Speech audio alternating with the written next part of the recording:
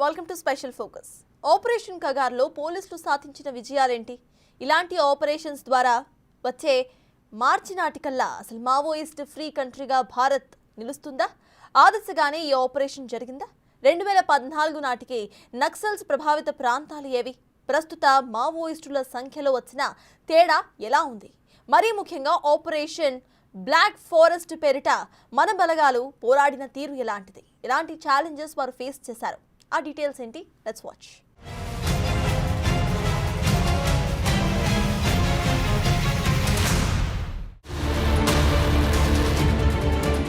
ఛత్తీస్గఢ్, తెలంగాణ సరిహద్దుల్లోని కర్రెగుట్టల్లో సీఆర్పీఎఫ్ బలగాలు చేపట్టిన మావోయిస్టుల ఏరివేత పేరే ఆపరేషన్ కర్రెగుట్టలు. ఈ ఆపరేషన్ సుమారు 20 రోజులు జరగ్గా మొత్తం 31 మంది మావోయిస్టులు మృతి చెందారు. నక్సల్స్ రహిత భారత్లో భాగంగా ఈ ఆపరేషన్ ఒక చారిత్రక విజయంగా చెబుతుంది సీఆర్పీఎఫ్. ఈ దిశగా ఒక ప్రకటన చేసింది భద్రతా దళం.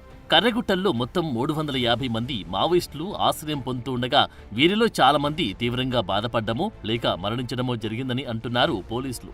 భౌగోళికంగా ఇక్కడున్న కఠిన పరిస్థితుల రీత్యా కొన్ని మృతదేహాలు వెలికితీయలేకపోయామని చెబుతున్నాయి మన భద్రతా దళాలు. ఆపరేషన్ బ్లాక్ ఫారెస్ట్ గాను పిలిచి ఈ ఆపరేషన్స్ లో 214 నక్సల్స్ రహస్య స్థావరాలు, బంకర్లను ధ్వంసం చేశామని చెప్తున్నారు పోలీసులు. అంతేకాదు 450 ఐఈడీలు, 818 బీజీఎల్ షెల్స్, 899 కట్టల కోడెక్స్, డిటోనేటర్లు, భారీ మొత్తంలో పేలుడు పదార్థాలను స్వాధీనం చేసుకున్నట్టు చెబుతున్నారు సీఆర్పీఎఫ్ డీజీ. దాదాపు 12,000 కిలోల ఆహార పదార్థాలను సైతం కైవసం చేసుకున్నట్టు చెబుతున్నారు అధికారులు.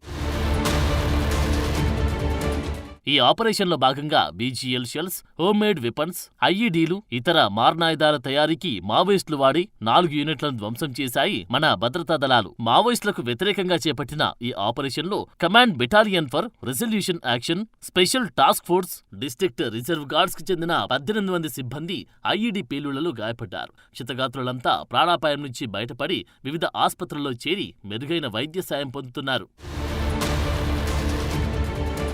ఒకప్పుడు మావోయిస్టుల అడ్డాగా ఉన్న కర్రెగుట్టలపై ఇప్పుడు త్రివర్ణ పతాకం సగర్వంగా ఎగురుతుందని కేంద్ర హోంమంత్రి అమిత్ షా ట్వీట్ చేశారు. కర్రెగుట్టలపై పీఎల్డీఏ, డీజేఏ, ఎస్డీసీ, టీఏసీ, సీఆర్సీ వంటి ప్రధాన నక్సల్ సంస్థల ఏకీకృత కేంద్ర కార్యాలయం ఉండడంతో పాటు నక్సల్స్ శిక్షణ, ఆయుధ తయారీ సైతం జరిగేది. ప్రభుత్వ దళాలు ఈ 20 రోజుల్లో నక్సల్స్ వ్యతిరేక ఆపరేషన్ పూర్తి చేశామని తన ట్వీట్ ద్వారా తెలియజేశారు హోంమంత్రి అమిత్ షా.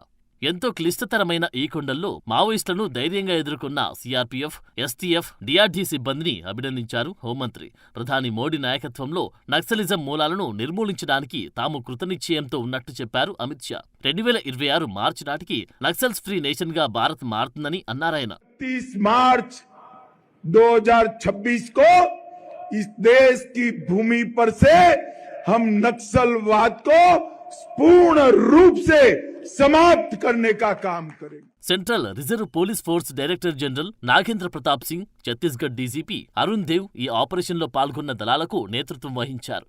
పలువురు సీనియర్ అధికారులతో వీరు బీజాపూర్లో మీడియా సమావేశం ఏర్పాటు చేసి వివరాలను వెల్లడించారు. కర్రెగుట్టలు మొత్తం 1200 చదరపు కిలోమీటర్ల వైశాల్యంలో ఉన్నాయని, ఇందులో తలదాచుకున్న నక్సల్స్లో 31 మంది వరకు మట్టుబెట్టామని, అయితే వీరిలో 28 మందిని మాత్రమే గుర్తించినట్టు చెప్పారు అధికారులు. వీరిపై 1,72,00,000 మేర రివార్డులున్నట్టు చెప్పారు అధికారులు. ఆపరేషన్ బ్లాక్ ఫారెస్ట్ లో భాగంగా కోబ్రా, సీఆర్పీఎఫ్, ఛత్తీస్గఢ్ పోలీసు బృందాలు పాల్గొన్నాయి. ఇంత భారీ రికవరీ గతంలో ఎన్నడూ చేయలేదని ప్రకటించారు అధికారులు.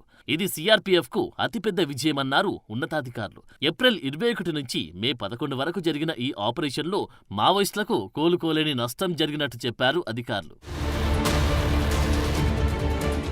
మావోయిస్టులకు సుక్మా, బీజాపూర్ సరిహద్దు ప్రాంతాలు పెట్టని కోటలు. ఈ ప్రాంతాల్లో పీఎల్జీఏ బెటాలియన్, సీఆర్సీ కంపెనీ, తెలంగాణ సాయుధ కమిటీలకు చెందిన అగ్రనాయకులకు, కార్యకర్తలకు సురక్షిత స్థావరం. ఈ ప్రాంతంలో సవాల్తో కూడుకున్న వాతావరణ పరిస్థితులుంటాయి. కేజీహెచ్ కఠినమైన కొండ ప్రాంతం కావడంతో సుమారు 60 కిలోమీటర్ల మేర విస్తరించిన ఈ ప్రాంతంలో గత కొంతకాలంగా నక్సలైట్లు తమ స్థావరాలు ఏర్పాటు చేసుకున్నారు. పీఎల్జీఏ బెటాలియన్ సాంకేతిక విభాగం, టీడీ యూనిట్తో పాటు మరికొన్ని ముఖ్యమైన విభాగాలతో సహా ఇక్కడ తమ స్థావరాలను ఏర్పాటు చేసుకున్నారు. వీరిలో 300 నుంచి 350 వరకు సాయుధ క్యాడర్లు ఆశ్రయం పొందుతున్నట్టు గుర్తించారు. దీంతో ఈ ఆపరేషన్ నిర్వహించారు. 2024లో పలు ఆపరేషన్లు విజయవంతం కావడంతో 2025లోనూ యాంటీ నక్సల్స్ ఏర్వేత కార్యక్రమాన్ని కొనసాగించారు. గత 4 నెలల్లో 197 మంది నక్సలైట్లను మట్టుబెట్టాయి మన భద్రతా దళాలు. 2014లో 35 జిల్లాలు మావోయిస్టుల ప్రభావంతో ఉండగా ప్రస్తుతం ఆ సంఖ్య 6కు పడిపోయింది. नक्सलवाद भारत की एकता और अखंडता के लिए बहुत बड़ी चुनौती बन गया था। मुझे संतोष है कि बीते 10 साल के अथक प्रयासों से आज नक्सलवाद भी भारत में अपनी अंतिम सांसें गिन रहा है। నక్సల్స్ ప్రభావిత జిల్లాల సంఖ్య 126 ఉండగా ఇప్పుడు ఆ సంఖ్య 18కి తగ్గింది. 2014లో 76 జిల్లాలు 330 పోలీస్ స్టేషన్లలో 1080 నక్సల్స్ ఘటనలు నమోదు కాగా 2024లో 42 జిల్లాలు 151 స్టేషన్లలో 374 ఘటనలు మాత్రమే నమోదయ్యాయి. 2014లో నక్సల్స్ హింసలు 88 మంది భద్రతా సిబ్బంది మరణించగా 2024 నాటికి ఈ సంఖ్య 19కి తగ్గింది. ఎన్కౌంటర్లలో మరణించిన మావోయిస్టుల సంఖ్య 63 నుంచి 2089కి పెరిగింది. 2024లో 928 మంది నక్సలైట్లు లొంగిపోగా 2025లో తొలి 4 నెలల్లో 718 మంది లొంగిపోయారు. 2019 నుంచి 2025 వరకు కేంద్ర బలగాలు, రాష్ట్ర పోలీసుల సహాయ సహకారాలతో నక్సల్స్ ప్రభావిత ప్రాంతాల్లో 68 నైట్ ల్యాండింగ్ హెలీప్యాడ్లతో సహా మొత్తం 320 శిబిరాలను ఏర్పాటు చేశాయి. 2014లో 66గా ఉన్న ఫోర్టిఫైడ్ పోలీస్ స్టేషన్ల సంఖ్య ఇప్పుడు 555కి పెరిగినట్టు గణాంకాలతో సహా వివరించారు అధికారులు. ఆపరేషన్ కర్రెగుట్టలు ఎంతవరకు విజయవంతమయ్యాయో అంతే లోపాలు ఉన్నట్టుగా చెబుతున్నారు విశ్లేషకులు. అసలు ఈ ఆపరేషన్ టార్గెట్ ఏం ఫిక్స్ చేశారు? అక్కడ ఏం జరిగింది?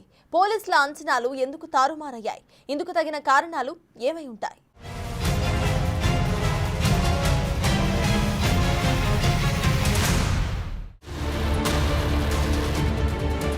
20 రోజుల ఆపరేషన్, 28,000 మందికి పైగా భద్రతా బలగాలు, MI-17 హెలికాప్టర్లు, డ్రోన్లతో విస్తృత గాలింపు, 31 మంది మావోయిస్టుల మృతి, 18 మంది జవాన్లకు గాయాలు, గ్రేహౌండ్స్కు చెందిన 3 మృతి. క్లుప్తంగా చెప్పాలంటే ఇవి ఆపరేషన్ కర్రెగుట్టలకు సంబంధించిన వివరాలు. మావోయిస్టు పార్టీ అగ్రనేతలే టార్గెట్గా జరిపిన కర్రెగుట్టల ఆపరేషన్లో పోలీసు బలగాలు విజయం సాధించాయా అంటే లేదని చెప్పాలి. ఇందుకు కారణాలేంటని చూస్తే కర్రెగుట్టలపై పోలీసు బలగాలకు సరియైన అవగాహన లేకపోవడం ఒక కారణమైతే వారికి వాతావరణం కూడా సహకరించకపోవడం మరో కారణంగా తెలుస్తోంది. ఇక మావోయిస్టులకు కర్రెగుట్టలకు సంబంధించి సంపూర్ణ అవగాహన వెరసి ఈ ఫెయిల్యూర్కి ప్రధాన కారణంగా చెబుతున్నారు కొందరు నిపుణులు. 2026 మార్చిలోపు దేశంలో మావోయిస్టులు లేకుండా చేయాలన్న లక్ష్యంతో కేంద్రం ఆపరేషన్ కగార్ను కొనసాగిస్తున్న విషయం తెలిసిందే. ఇదే విషయాన్ని ప్రధాని మోడీ, హోంమంత్రి అమిత్ షాలు పలు సందర్భాల్లో చెప్పారు. ఆపరేషన్ కగార్లో భాగంగానే ఏప్రిల్ 21న ఆపరేషన్ కర్రెగుట్టలు మొదలుపెట్టారు. Maoist party top commander, central committee సభ్యుడు ఇడ్మాతో పాటు పలువురు అగ్రనేతలు ఈ గుట్టలోనే ఉన్నారంటూ అంచనా వేశారు పోలీసులు. బస్తర్ రేంజ్ ఐజీ సుందర్ రాజ్ అయితే 3,000 మందికి పైగా మావోయిస్టులు కర్రెగుట్టల్లో దాక్కుని ఉన్నట్లు లెక్క తేల్చారు. వీరిలో పలువురు మావోయిస్టు పార్టీ అగ్రనేతలున్నట్లు తెలిపారు. ఒక్కొక్కరిపై లక్షలాది రూపాయల రివార్డులున్నట్టుగా చెప్పారు. వీళ్ళందరినీ ఏరివేయడమే తమ లక్ష్యమని కూడా ప్రకటించారు. కూంబింగ్ మొదలుపెట్టిన మొదటి 2-3 రోజుల్లోనే ఆపరేషన్లో పాల్గొన్న బలగాలకు మావోయిస్టులను ఏరివేత ఏమంత సులభం కాదన్న విషయం అర్థమైంది. కారణం 160 కిలోమీటర్ల విస్తీర్ణంలో ఉన్న కర్రెగుట్టలపై బలగాలకు సరైన అవగాహన లేకపోవడం. అదే సమయంలో మావోయిస్టులకు ఈ ప్రాంతంలోని ప్రతి అంగుళం తెలిసి ఉండడం. ఇక ఆపరేషన్ మొదలైనప్పుడు ఉన్న వాతావరణ పరిస్థితులు కూడా భద్రతా బలగాలకు ఏమంత అనుకూలించలేదు. కూంబింగ్ లో పాల్గొన్న వారిలో దాదాపు 50 మంది వడదెబ్బకు గురై ఆస్పత్రులకు వెళ్లాల్సి వచ్చిందంటే ఇక్కడి పరిస్థితి ఏమిటో ఊహించుకోవచ్చు. ఇక కర్రెగుట్టలపై పూర్తి అవగాహన ఉన్న మావోయిస్టులు వ్యూహాత్మక ప్రాంతాల్లో 450 ఐఈడీ బీరుబాంబులను అమర్చారు. వీటిని కనుగొని నిర్వీర్యం చేయడమే ఆపరేషన్లో పాల్గొన్న భద్రతా బలగాలకు గగనమైంది. ఆపరేషన్లో భద్రతా బలగాలు మావోయిస్టుల మధ్య మొత్తం 21 ఎన్కౌంటర్లు జరిగాయి. 1000 బుల్లెట్లు పీలాయి. కాల్పుల మోతతో కర్రెగుట్టలు హోరెత్తాయి. ఇందులో పోలీసులు పెద్దగా సాధించింది ఏమీ లేదంటారు. ఆయా ఎన్కౌంటర్లలో 31 మంది మావోయిస్టులు చనిపోయారంటూ ఇటీవల ఛత్తీస్గఢ్ డీజీపీ అరుణ్ దేవ్ గౌతమ్ అధికారికంగా ప్రకటించారు. ఇక్కడ గమనించాల్సిన అంశమేంటంటే వీరిలో ఒకరిద్దరు మినహా మిగిలిన వారంతా మిలీషియా సభ్యులే. ఇదే ఆపరేషన్లో తెలంగాణ గ్రేహౌండ్స్ కి చెందిన ఆర్ఎస్ఐ రణధీర్, కానిస్టేబుల్ సందీప్, పవన్ కళ్యాణ్ కూడా తుది శ్వాస వదిలారు. మావోయిస్టులు అమర్చిన ఐఈడీ పేలుడులో ఈ ముగ్గురు చనిపోయినట్లుగా ప్రకటించారు అధికారులు. అయితే మావోయిస్టులు అనుకుని సిఆర్పీఎఫ్ బలగాలు జరిపిన కాల్పుల్లో ఈ ముగ్గురు చనిపోయినట్టు అనుమానాలున్నాయి. ఈ విషయంలో అటు ఛత్తీస్గఢ్, ఇటు తెలంగాణ ప్రభుత్వాలు గాని, పోలీసు ఉన్నతాధికారులు గాని ఎలాంటి స్పష్టతనివ్వలేదు. ప్రస్తుతం ఆపరేషన్ కర్రెగుట్టలో నిలిచిపోయింది. తిరిగి మొదలు పెడతారా లేదా ఒక క్లారిటీ లేదు. 20 రోజుల పాటు జరిగిన కర్రెగుట్టల ఆపరేషన్లో సాధించిన గొప్ప విజయమేది లేదని పోలీసు వర్గాలే వ్యాఖ్యానిస్తున్నాయి. హిడ్మా సంగతి అలా ఉంచితే మావోయిస్టు పార్టీ అగ్రనేతల్లో ఏ ఒక్కరిని కూడా భద్రతా బలగాలు మట్టుబెట్టలేకపోయాయని చెబుతున్నారు.